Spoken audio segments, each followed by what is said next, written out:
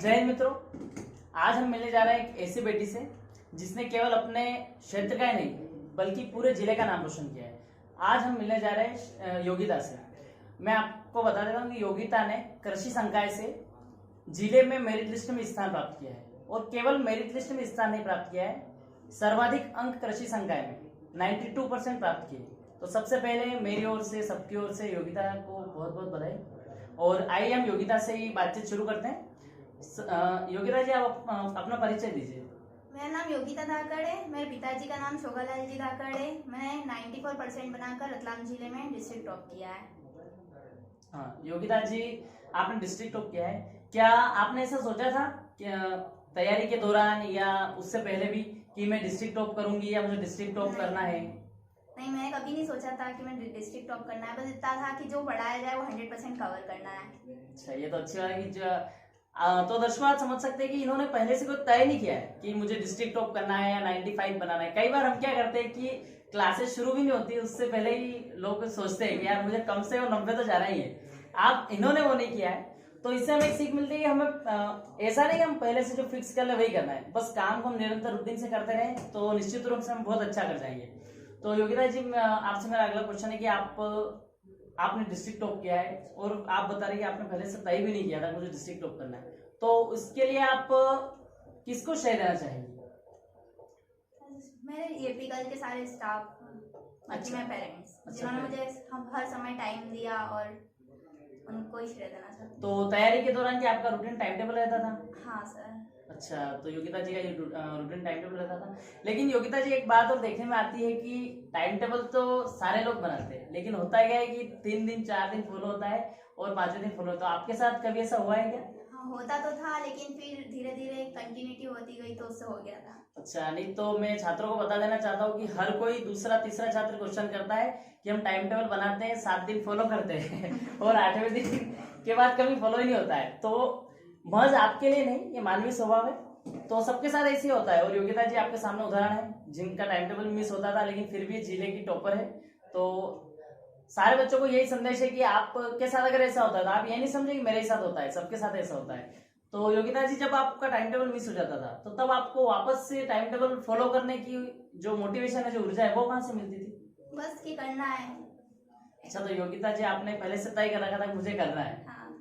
तो दर्शकों आपके लिए बता दूं मैं कि आपको बस पहले से माइंडसेट बना के रखना है, फिर जो छोटी मोटी ऑब्स्टेकल वो तो आती रहेगी, टाइम टेबल बन रहा है नहीं बन रहा है। और जो आजकल जो सबसे फेवरेट ट्रेंड जो क्वेश्चन चला है योगिता जी, वो है कि क्या आप सोशल मीडिया भी यूज करती थी? WhatsApp, Facebook, game?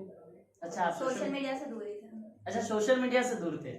ये भी आपको मतलब मैं फिर से एक और बार ये कहना चाहूंगा कि आप इस इतने सोशल मीडिया के जमाने में भी सोशल मीडिया से दूर रहिए। बहुत आपने, मैं समझ सकता हूँ कैसे खुद को कंट्रोल किया होगा।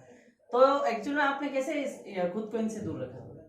बस कि अभी तो पेरेंट्स खेती करते थे, उसके अकॉर्डिंग हमने चाहा कि नहीं, हमें कुछ करना है। अच्छा, एग्रीकल्चर में ही करना है, तो फिर हमने। हाँ, आप हमारे दर्शकों को आप अपने बैकग्राउंड के बारे में बता दीजिए कि आपकी फैमिली क्या करती है, कहाँ से? हमारी फैमिली खेती करती है।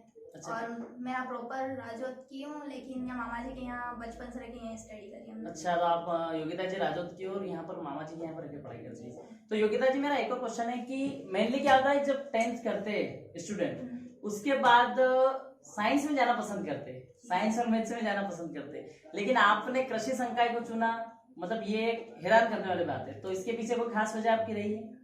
सर, संसार की 70% जनसंख्या मतलब कृषि पे ही डिपेंड है, और फिर भी कृषि मतलब बहुत पिछड़ा हुआ एक वो थे आगे। तो फिर मैंने सोचा कि जो भी मतलब सबसे ज्यादा मेहनत किसान ही करते हैं, लेकिन उन्हें अपना बेनिफिट नहीं मिल पाता है, तो हमने सोचा कि उसमें एक रिसर्च करना चाहिए, देन उनको सबको अपना अपना बेनिफिट मिलना चाहिए। योगिता जी, आपकी, मैं खुद किसान परिवार से और आपकी इस बात से मैं 100% सहमत हूँ और मैं आपके हौसले को की तारीफ करना चाहूंगा कि कम से कम आपने, कई बार लोग सीधे हम नौकरी या कंपटीशन एग्जाम की सोचते हैं, लेकिन आपने उससे डिफरेंट सोचा। आपने सोचा कि रियल में आपको क्या, भारतीय किसानों की स्थिति देखे तो बहुत खराब है, और आपने सोचा कि उन्हें सही दिशा और रिसर्च प्रोवाइड करा जाए। आपके इस विचार का मैं बहुत तारीफ करता हूँ, स्वागत करता हूँ। तो योगिता जी, इसके साथ मेरा एक और क्वेश्चन है कि आप, मेन क्वेश्चन कि आप सब बोलते हैं कि टॉपर्स 18 घंटे पढ़ते हैं, 20 घंटे पढ़ते हैं, 17 घंटे पढ़ते हैं, तो क्या आप भी 17 घंटे 15 घंटे पढ़ती थी? नहीं, केवल 8 से 10 घंटे हैं। अच्छा, 8 से 10।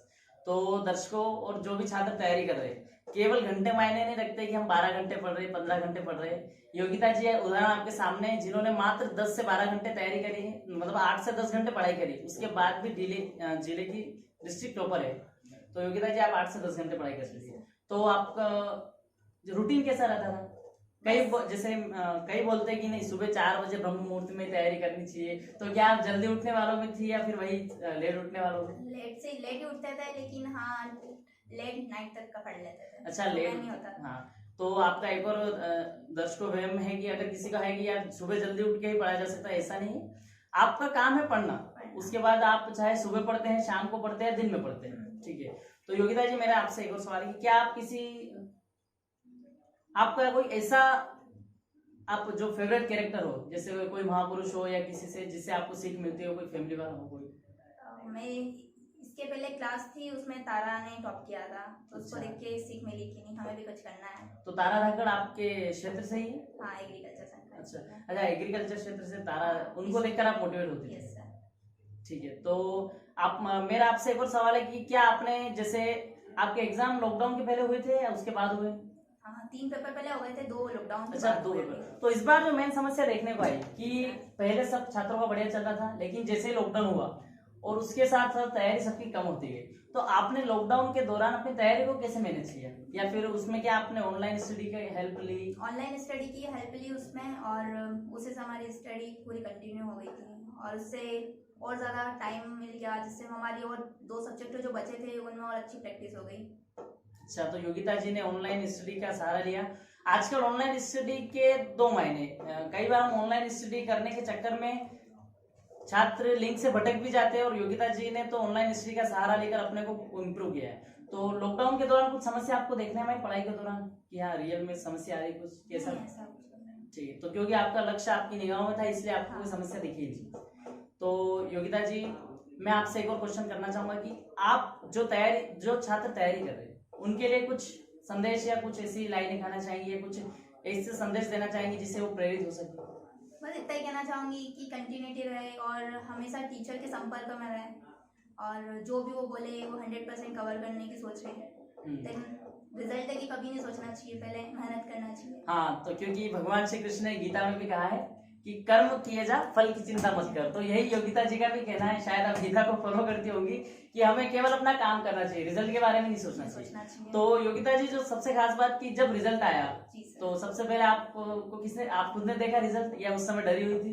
उस टाइम पे डरे हुए थे कि क्या पता इतना रहे ना रहे, वैसे तो नहीं सोचा था परसेंट का, बट फिर भी एक डर था। अच्छा, तो सबसे पहले आपको रिजल्ट किसने बताया? मामा जी? मामा जी। अच्छा, मामा जी रिजल्ट। तो उस समय का आप एक दृश्य बताइए, घर में कैसा माहौल था, फ्रेंड का, सर का? फ्रेंड भी आ गए थे घर पे, मिठाई सब बांटी, फिर मम्मी को फोन लगाया, तो टीचर्स वगैरह। तो आपको कुछ लगता होगा ना, एक रिजल्ट आने से पहले योगिता की जो इमेज थी और एक रिजल्ट आने के बाद आपको लग रहा है कि अचानक से वो बदल गई होगी? हाँ, बदल गए थे।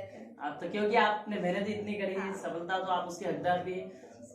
और मैं आपसे एक और क्वेश्चन पूछना चाहूंगा कि आप अब भविष्य में आगे क्या करना चाहते हो? मैं यही रिसर्च पे जाना चाहती हूँ, एग्रीकल्चर की फील्ड में, जिससे किसानों को बेनिफिट मिले, उनको प्रोवाइड करना चाहती हूँ अच्छी से अच्छी किस्म या जो भी वेराइटीज है, जिससे खेती में और बढ़े उनका हिस्सा। तो मित्रों, ये नए भारत की बेटियां हैं जो केवल मात्र किसी जॉब या नौकरी के रूप पे आश्रित नहीं रहना चाहती, बल्कि देश और समाज के लिए कुछ करना चाहती है। योगिता जी की भी सोच यही है कि हम देश के लिए रिसर्च करें, जो किसानों की आर्थिक स्थिति दयनीय है उसके लिए कुछ करें। तो योगिता जी, आपके हौसलों को मैं सलाम करता हूँ और पुनः आपके बहुत बहुत